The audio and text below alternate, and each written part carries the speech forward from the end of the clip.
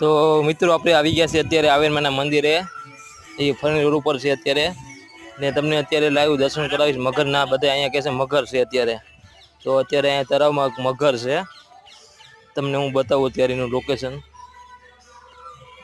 જે તમને જે અમારી આંગળી દેખાશે ને એક મગર છે તમને થોડુંક ઝૂમ કરીને બતાવું નજીક જઈને બતાવું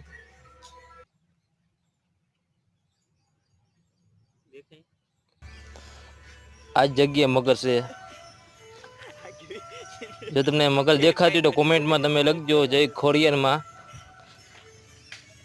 ને જો તમને આવા વિડીયો જોવા ગમતા હોય તો લાઈક અને શેર કરો